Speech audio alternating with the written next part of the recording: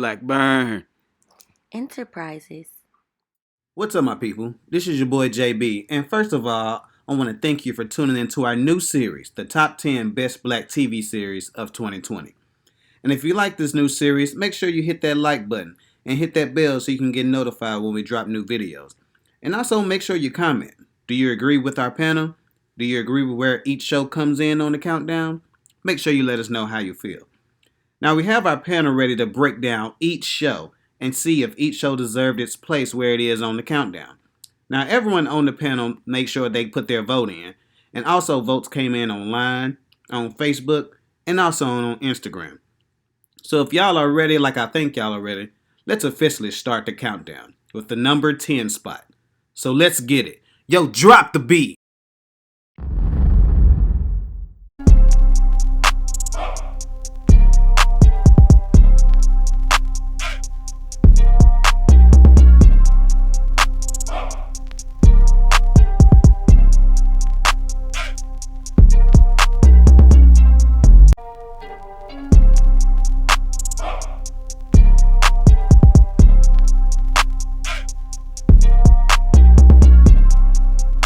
Book is what happens after you kill your drug dealing husband. I love Power Book 2 though. It's pretty much surrounding Tariq and him having to, really excel in college to get the inheritance from his father so he can in turn get his mother out of jail. Power Book 2 is a spin-off from Power, and it's really focused on Tariq, who is now in college. He's barely in college. He's only there for inheritance money because, he killed his dad. Spoiler alert, killed his dad. That's probably not good because it's Corona season, so don't cough and do that. Don't do that. I don't know why he made it out of Power. Like, I really was hoping the whole season he was gonna die. Obviously, there's the main character, Tariq St. Patrick, which, who likes that kid, right? Who likes it in real life? So, no one likes Tariq St. Patrick. It shed a different light on Tyreek for me. Because at first, I want him dead, hands down, he deserved to die. But it make you forget what he did, almost, to a certain extent. With all seriousness, it's kind of like the result of a child kind of thinking they know it all. I didn't like his character in Power, and then I didn't want to watch it because I didn't think he would actually be able to carry the show. Yeah, but he did. What he's doing, he's carrying. It's like you kind of got that feeling like you can't wait. You know what I'm saying? When a show have you where you can't wait to watch it, you know he's doing his job. And also while he's in school, he's trying to keep up his grades because he has to graduate with a 3.5 or a 3.7, which is not gonna happen. But he's supposed to be doing all this, so he's trying to keep up with his grades. And he's got to take on so much. So he's at an Ivy League school, number one. He's taking on 20 credit hours, okay, at an Ivy League school, not no regular school. And he doing papers for a top basketball player at the school, on top of selling drugs.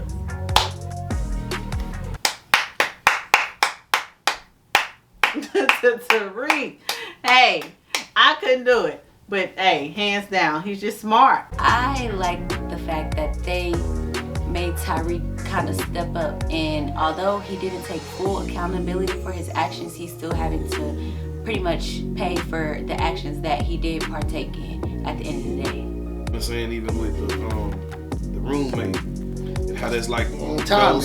You know what I'm saying? So that's dope. It's a different twist because think about both of these kids kind of came up privileged. They are, exactly. And they doing it. Then the way they even doing the hustle, the new school. With the text messages, and tutors. It was like, okay, this kid really is smart. You know what I'm saying?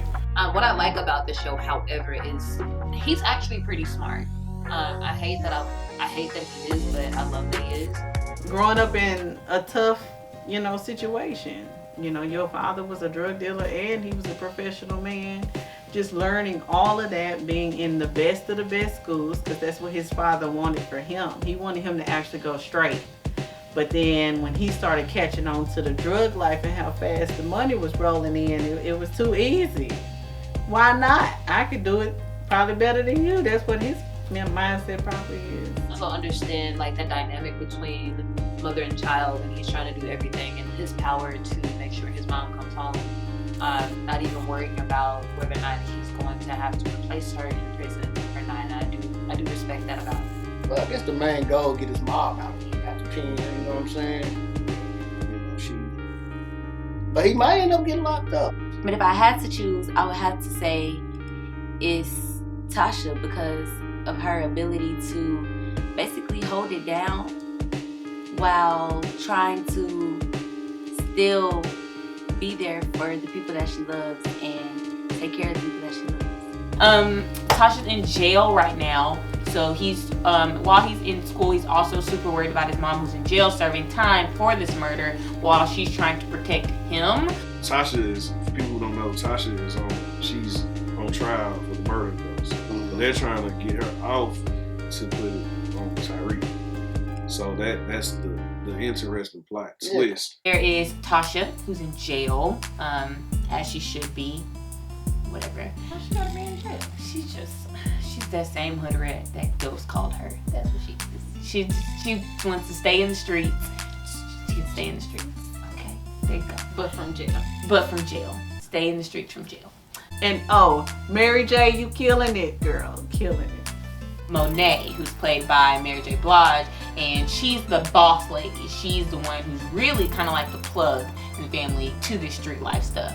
So that is who Tariq is really watching, is this Monet lady, to kind of figure this out. She's like the queen pin. So she's running like the family organization. The daddy's in jail. She's like the wife. So she done took over. She's running things on the outside. And the kids are kind of like the puppeteers. So they handling stuff. You got the rebellious son. You got the gay son that handle stuff son too. And then you got the girl who do the finances, the books. Her family is kind of in that street life that he's about. He's about that street life. So he's trying to get what she's on and figure out this unknown territory and how to work it and move that work, you know. So I don't know about that, but that's what they say in the show. So I also just love Mary J. Blige and the dynamic that she's putting out there for her kids, and how the kids have to recognize that in place of her husband, she's king. And I love it. Monet, Mary J. Blige character. I like her character. That's one of probably the better acting jobs she's done. Yeah. I ain't liked in a couple of movies. She held on in that. Mm-hmm. And then you got Kane, who worked with his mama, Mary J. Blige, trying to kill him. And the guy from the New Edition, man. Kane, her son, the older son. He a trip, man. I like him, man. He ruthless, but he kind of like, I was saying, he was kind of like Kanan. Exactly. Yeah, you know, he kind of just do before he think. You know what I'm saying? But he do what you need. Yeah, I like to see him grow from New Edition to this. I like the transaction. Yeah. You know what I'm saying? His acting chops is pretty good. Yeah, exactly. He good. his name is Kane. Kane is played by Woody McClain. Woody McClain. Hi. Hi. I love you. Yes, Bobby Brown. Oh, you know what? He just doing too much. You know what I'm saying? You got one job.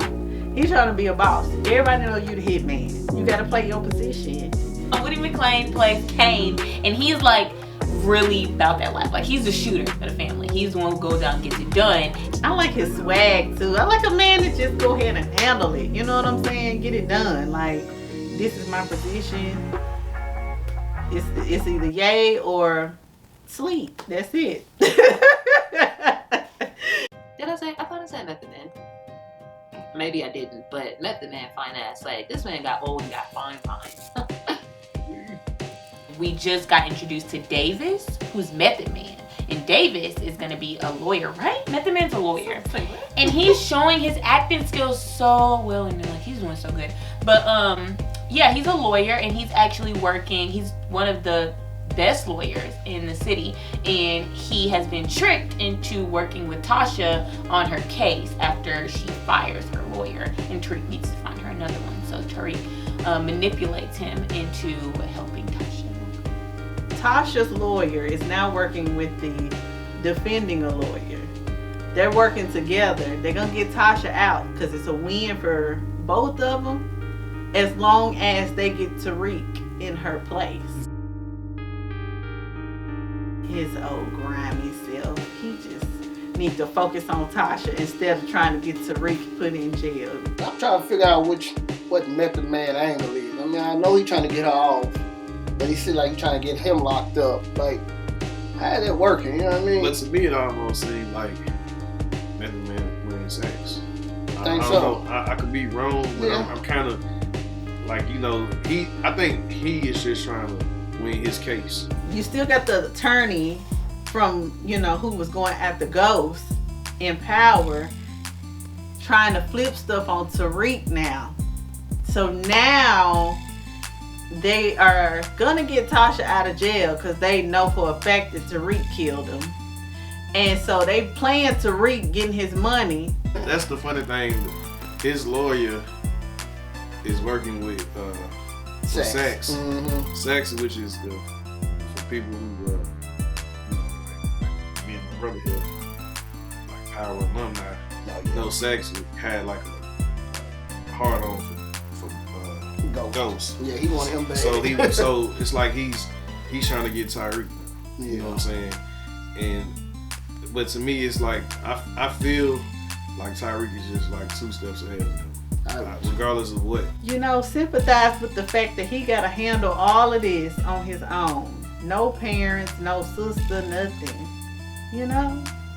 They done forced his hand. He got to hustle. Where he gonna get $500,000 from? You can't get that shit at Burger King, okay? I'm just saying.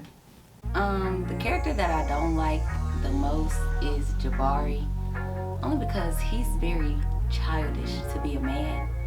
First of all, the lady professor and the guy professor, they had a little something going on. And I don't know what kind of split them apart, but they had got back together to only in turn have the lady professor come in the office and hear next door that the guy professor was sleeping with the grad student. Like, what? You just got back in her good graces. What's wrong with you? She got her own situation going on too with the other guy. The guy with the other professor. Yeah, I don't like him either. He a cornball.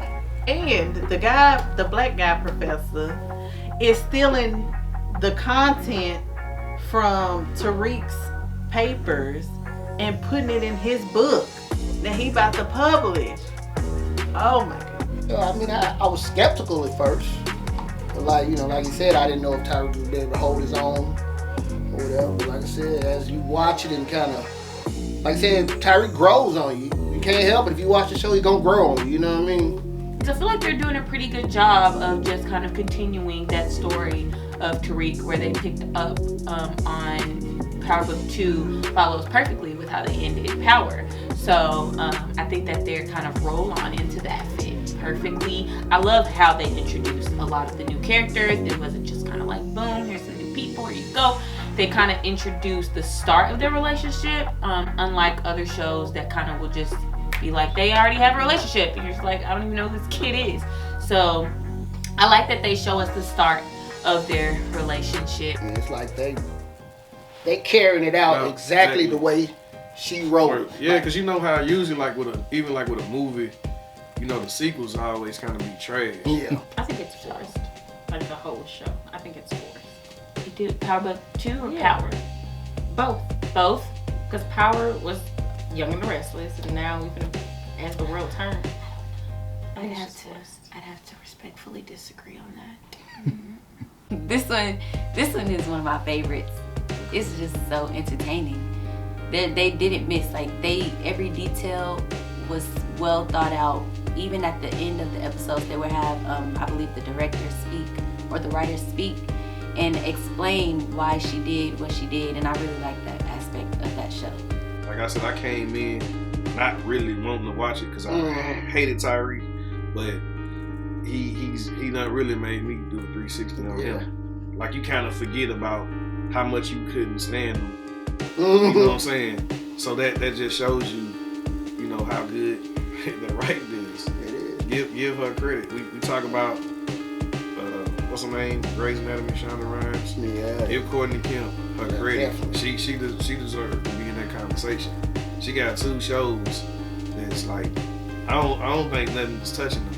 To me personally. I think Power Book 2 might have fallen at maybe number 1 or number 2, but I'm not sure. Top 10. It's a top 10 list. No, I'm joking. I think that it was a good try. You're doing pretty good so far. I'm gonna put it on the list at like, I'll put it on really on like a 9. So I got Power number 1, Power number 2. And that's just because it ain't finished yet. Yeah, You it's know what I mean? number- We still waiting on it. I think it's number 2. Yeah. I mean, I just do. Compared to the other shows, number 6. Number 1. It's so good. I'm gonna say because everybody has like gone this far watching it, it's probably like a 4, but in reality it's like 7. See? It's okay. I'll take it. What? What? 8! Listen now, I don't know about the other rating. Yeah, I totally agree. Power Book 2, 10. I mean, not okay. That sounds bad. So it's not the worst show ever. Okay, sorry, 50. It's so good. Like, I mean, all of them good. So I'm not shocked. I'm shocked it's at 10. But I mean, Yeah, if you're a but- big Power fan, you can't help but But it also goes with, I guess what people like. yeah. You know what I'm saying? But like I said, if you don't like them 2 shows, something wrong with you. I just think that. It's for the culture. Yeah. I guess you say that. Is that politically correct? Can I say that?